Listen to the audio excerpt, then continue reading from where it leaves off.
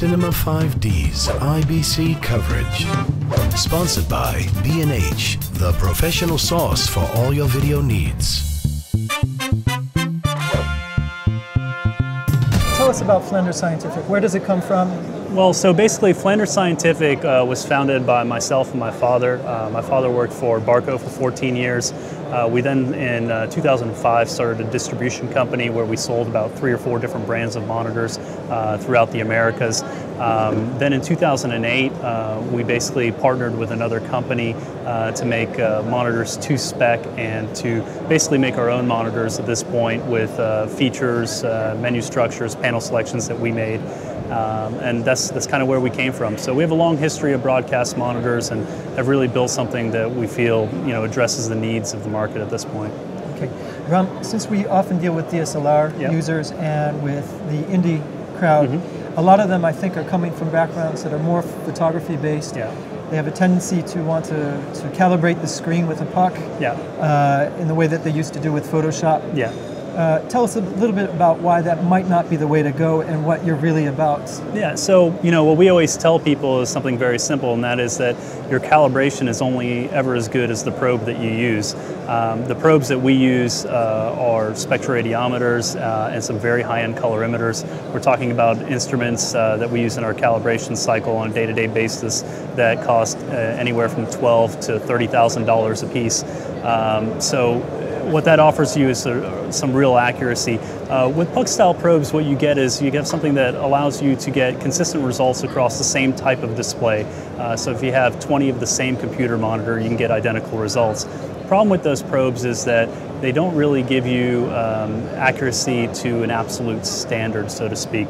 So if you want something that can measure all devices accurately to an objective standard, you really need to go to a higher end probe like this Minolta CA210 that we have here, or Photo Research Spectroradiometer, which we use as our reference piece. And those give you what we call display agnostic readings. So it doesn't matter what the light source is, it can give you accurate readings and allow you to calibrate that accurately. The other thing I'd say about the puck style probes is you usually have to use those in conjunction with a computer software of some sort, and you're basically calibrating it on the computer OS level. And the problem is that now when you go and plug that into a different computer or plug it into your DSLR directly, you don't retain that calibration. Okay. And so what we have here, what I found interesting is that you have monitors which are really high-end in terms of their grading status, what's known as a grade 1 monitor. And you showed me specifically a grade 1 monitor, which maybe you want to talk a little bit about. Yeah, so one of the newer releases that we have is this unit here. It's our CM170W. We released this at NAB, so in April of this year.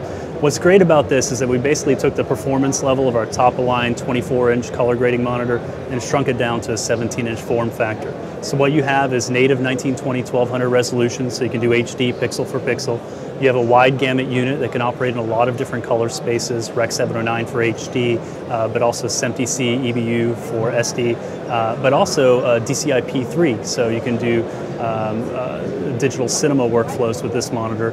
And it's a 10-bit unit, so you get that 10-bit color depth as well on something that really is a great value. At $3,300, we really think nothing touches this on the market, especially because everything's standard. So you get this stand, you get 3 gigabit a second SDI inputs, you get 12 different scope modes that work across all inputs.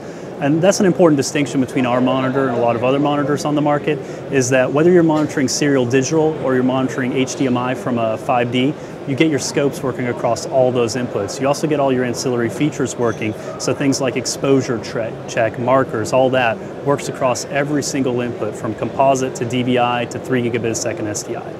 Okay, and a monitor like this has a lot of scopes on it, and I noticed that you're constantly updating and adding new features.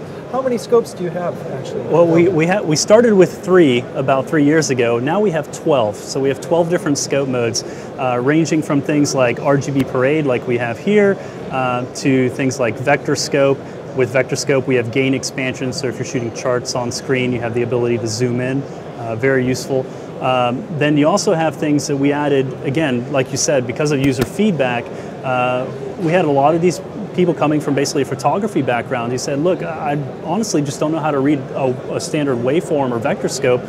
but I'm really used to using a histogram.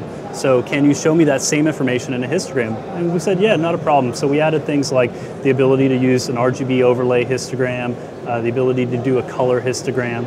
And again, typically people from a video background are going to prefer your standard RGB parade and waveform and things like that. But there's nothing wrong with kind of giving people something they're comfortable with as well. And that's what we've tried to do here.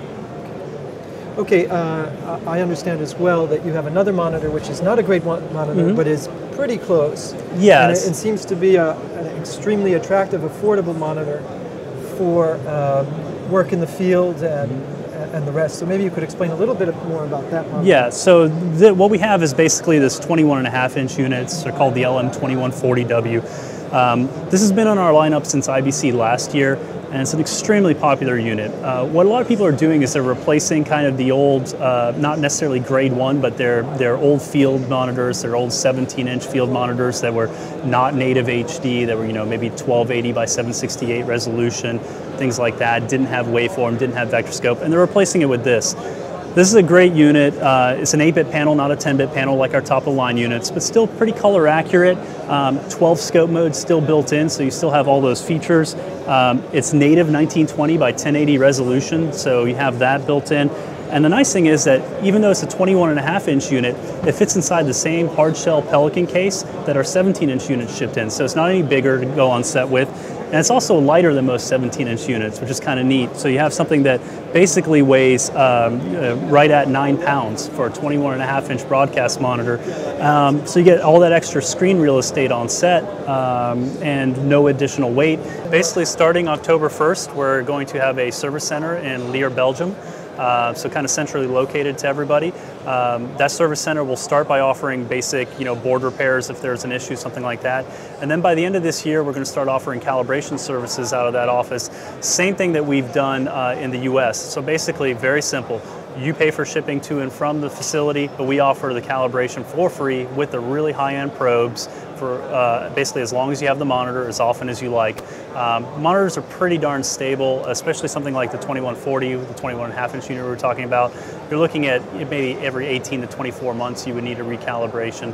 And again, that's completely free, no charge to you. That's fantastic. Yeah. And I understand that that's actually more to do with the luminance than the color itself. Yeah, basically what we tend to find on most LCD monitors is that your primary drift is in how bright the unit is overall.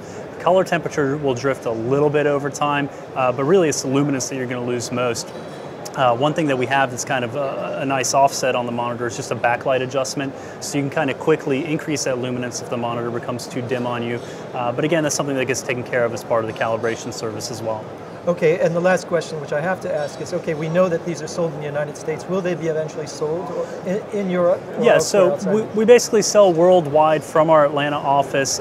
If we were to sell out of Belgium, it really wouldn't change the cost that much because all the initial calibration happens in the United States. That would still have to be imported here. But yeah, once we grow to a certain point, that's kind of the plan. We're taking baby steps, want to grow responsibly. So we'll start with the service center, which I think is the primary concern for people. And Bram, is there any other monitors out there from any other manufacturers around your price points? Not that I know of. I mean, there's some great eye candy out there in the $30,000, $40,000 price range that I love, but what we're all about is trying to find that price-performance balance, and I honestly feel we do that better than anybody. Okay, which is great for a DSLR user or an indie filmmaker.